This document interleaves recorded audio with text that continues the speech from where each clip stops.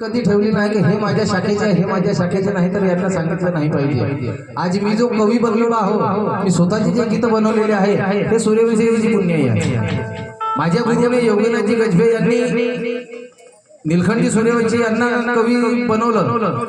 शाहिरी मार्ग होता यांचा, पण कवीचं मार्गदर्शन माझ्या कवीने केलं आणि नीलकंठी सूर्यवंशी यांनी मला मार्गदर्शन दिलं. म्हणून मी आज कवित्व करतो आणि समाजामध्ये हा थोर महापुरुषाचे विचार पेरतो. म्हणून त्यांची पुण्य आहे आणि त्यांच्या परिवारासोबत आम्ही सदोदित त्यांच्या दुःखामध्ये सुखामध्ये नेहमी त्यांच्या पाठीशी आहो हेच सांगतो. आणि ऐका त्या पटाचार्याचं काय आहे.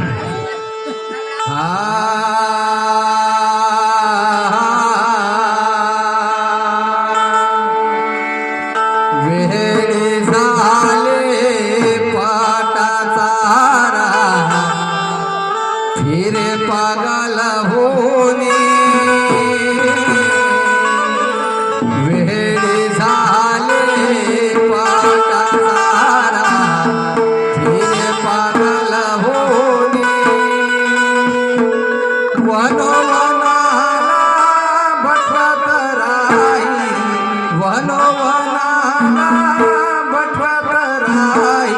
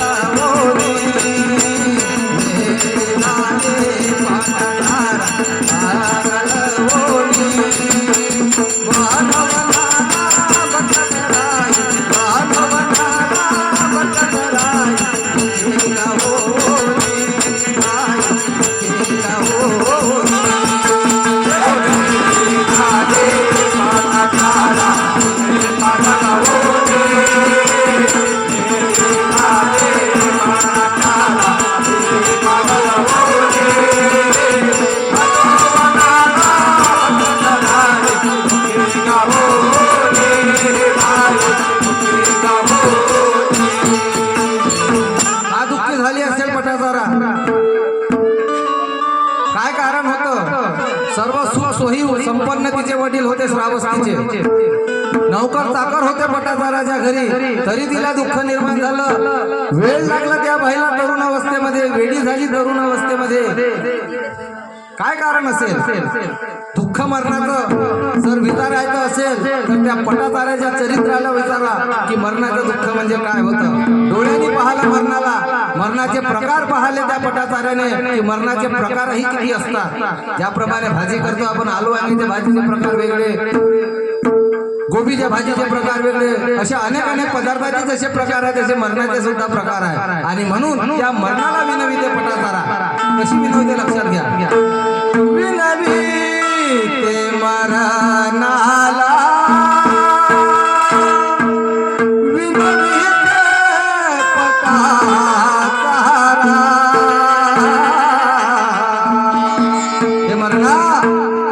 तूने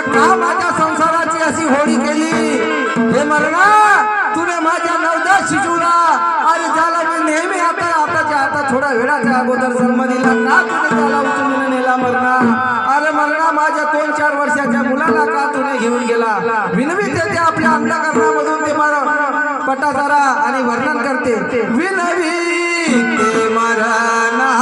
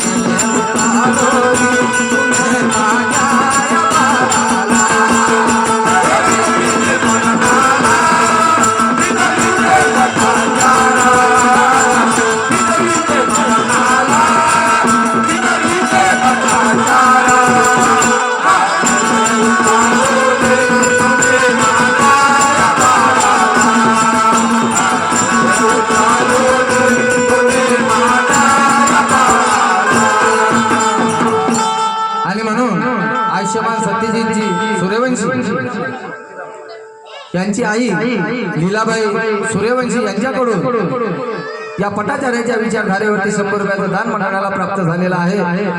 आणि पहा, प्रेम विवाह केला नौकरासंग आणि आपला संसार सुखाने आणला. त्या संसारी वेळेमध्ये एक मुलगा जन्मास आला. तो मुलगा 4 वर्षाचा झाला, 3 वर्षाचा झाला तेव्हा दुसरा गर्भ राहिला. घरामध्ये शिजवण्यासाठी लाकूड नव्हतं तेव्हा आपल्या पतीला म्हणते ती पटाचारा की धने शिवारामध्ये चला, आपल्या घरामध्ये जणाव लाकूड आणवायचं आहे. लाकूड आणायला पती आणि पत्नी गेले. 9 महिन्याचा गर्भ पोटामध्ये होता. सगळ्यामध्ये काढ्या करता करता त्या बाईला गर्भाच्या यातना झाल्या, प्रसूती वेदना झाल्या. आपल्या पतीला ती म्हणू लागली की म्हणे धने माझ्यासाठी एका झोपडीची निर्मिती करा, मला प्रसूतीच्या वेदना झाल्या. पटाचार्याचा पती हा झोपडीचे लाकूड आणण्यासाठी गेला आणि जाता जाता त्याला सर्पदंश झाला. काळोखाच्या अंधारामध्ये तो त्या सर्पदंशाने पटाचार्याचा पती त्या ठिकाणी मरून गेला. पाऊस आणि वर्षाच्या गडगडामध्ये त्या पटाचार्याने बाळाला जन्म दिला. सूर्य निघण्याची वाट पाहत सूर्य निघाला आणि जेव्हा ती वनामध्ये फिरू लागली पतीच्या शोधासाठी तेव्हा पाहते तर एका वृक्षाचा खाली पतीचाही प्राण गेला. अंतकाळ त्या बाईचा दुःखाने भरून गेला. त्या बाईने आपल्या स्वतःच्या पतीला अग्नी दिला आणि वाट पाहिली की मला आता माहेरी गेल्याशिवाय पर्याय नाही, मला थारा मिळेल माझ्या माहेरामध्ये. तेव्हा ती त्या श्रावस्तीला जाण्यासाठी निघते, पण त्या रात्रीच्या पावसामुळे ती नदी आणि नाले उफान भरलेले असतात. आणि पहा काय प्रसंग घडतो. ओ नदी नाले अन उफान भरले अन पहिला तेरे गावा ओ पहिला तेरे गावा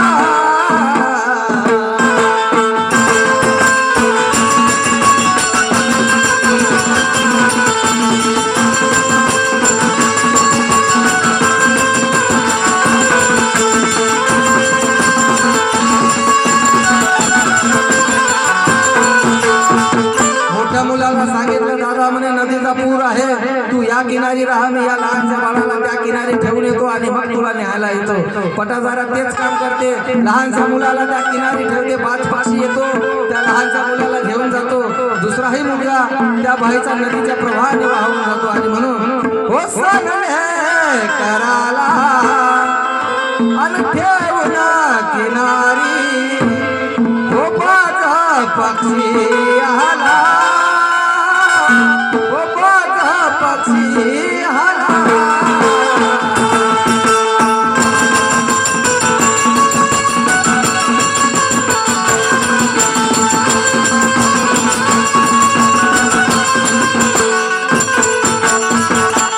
बाळ पायात धारो बाळ पायात धारो बाधा पाची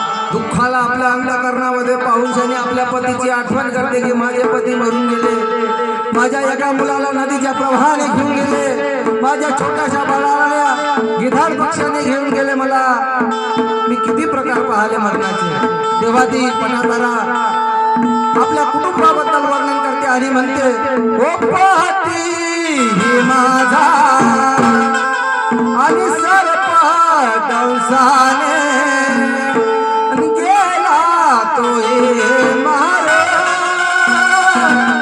गेला तो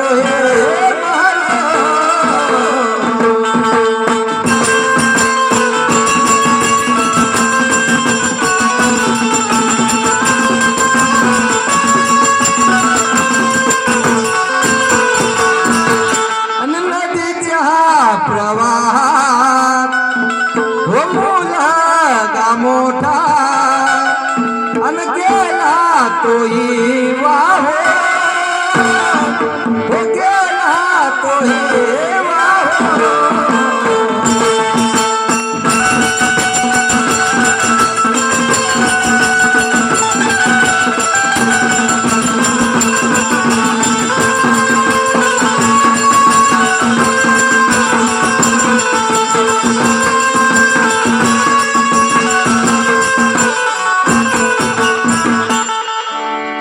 केल्या कार्याला पश्चाताप करते ती पटाचारा त्या नदीच्या प्रवाहापाशी आणि म्हणते माझ्या हाताने फार मोठी चूक झाली आणि या चुकीमुळे माझा परिवार हा नष्ट झाला आणि म्हणून त्या मरणाला म्हणते हो चूक झाले मने भाई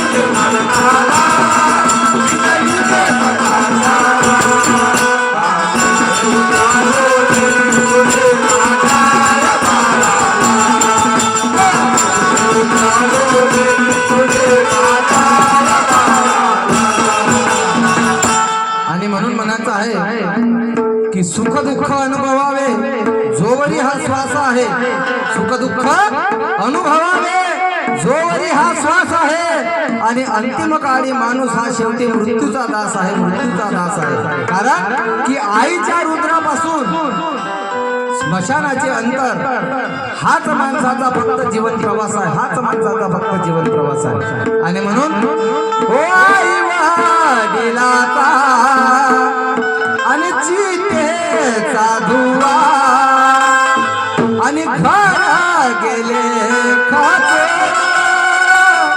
ओ घर गेले खाते.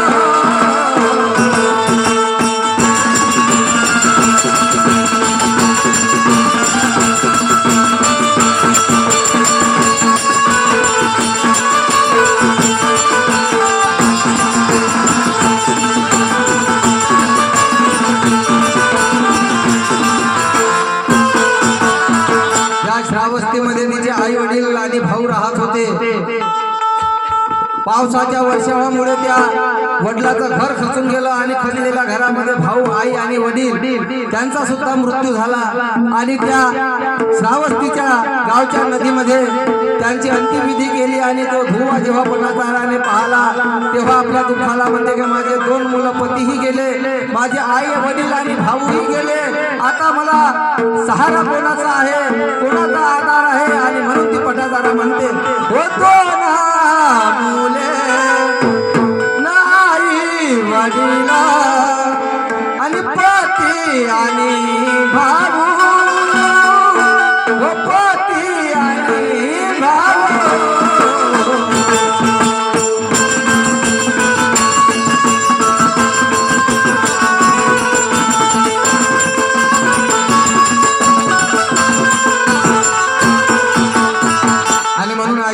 अशोकजी वासनिक साहेब त्यांच्याकडून 100 रुपयाचा दान आला. आणि सर गेले सर्वात मारो,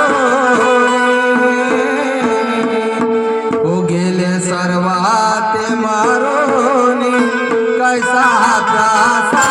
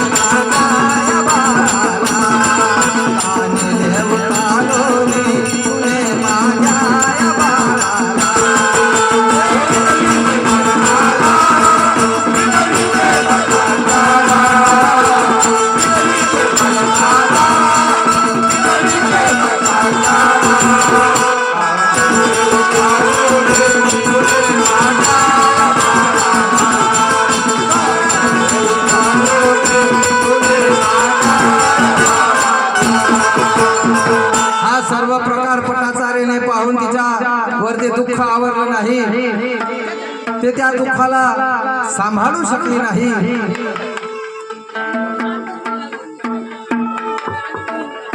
आणि म्हणून आयुष्यमान मनोहररावजी मानकर साहेब यांच्याकडून या विचारधारेवरती 100 रुपयाचा दान मंडळाला प्राप्त झालेला आहे. आणि ऐका, पागल झाली नदी पाटाचा आणि वस्त्राला अंगावर, हो वस्त्राला अंगावर.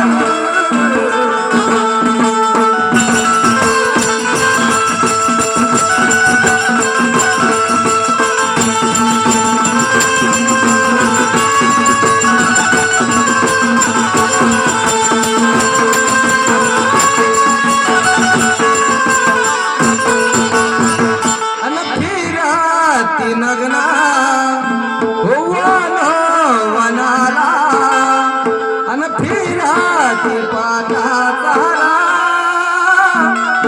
हो फिराती पातारा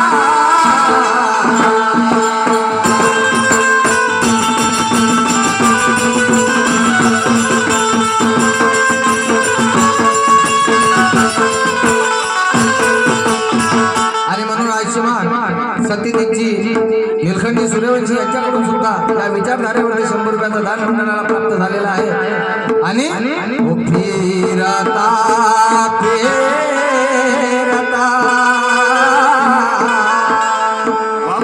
फिरता फिरता गेले त्या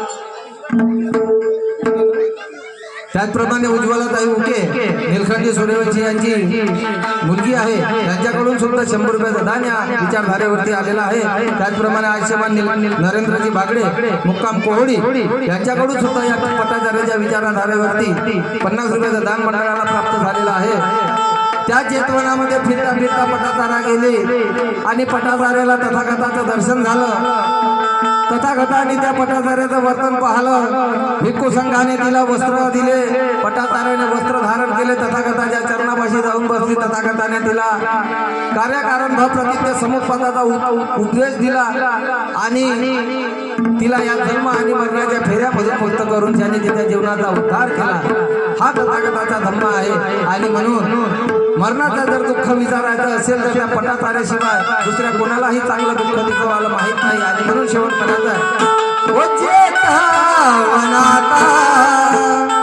आणि होते भगवंता धरीचा राना हो त्याचे धरल्याचा राना त्याचे